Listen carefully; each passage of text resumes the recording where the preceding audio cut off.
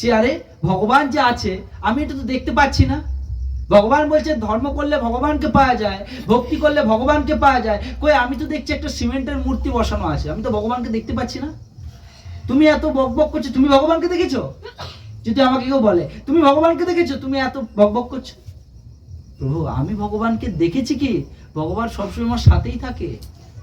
দেখা তো দূরের কথা, দেখে কারা? যে অকালে একালে ওকালে আসে, 9 মাসে 6 মাসে একবার আসে, তাকে বলে দেখা। আর ভগবান সাক্ষাৎ আমার সাথেই থাকেন। কেন?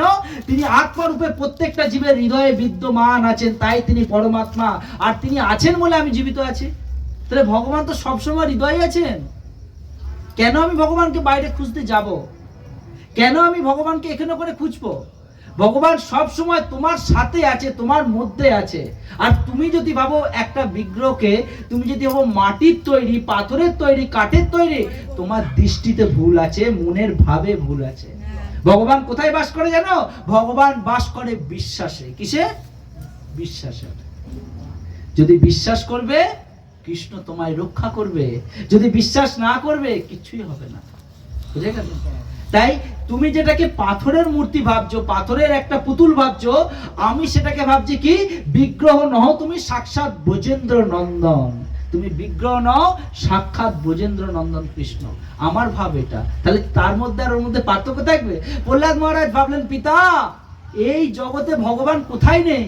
আপনি প্রশ্নটা ভুল করে ফেলেছেন। তোর ভগবান কোথায় আছে এটা দেখা না বলে যে বলো ভগবান কোন জায়গায় নেই, ভগবান সর্বত্র বিদ্যমান। এই হচ্ছে প্রহ্লাদ মহারাজের ভাব। আর যেই ভাব সেই প্রহ্লাদ মহারাজ প্রকট। হিরণ্যকশিপুরকে বধ করার জন্য নৃসিংহদেব ভগবান প্রকট। কোথায়? পিলার ভেঙে।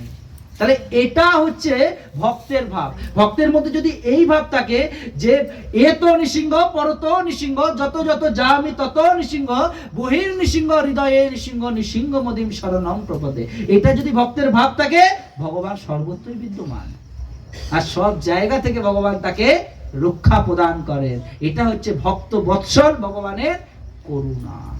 যিনি সব জায়গা থেকে তার ভক্তকে রক্ষা করতে পারে।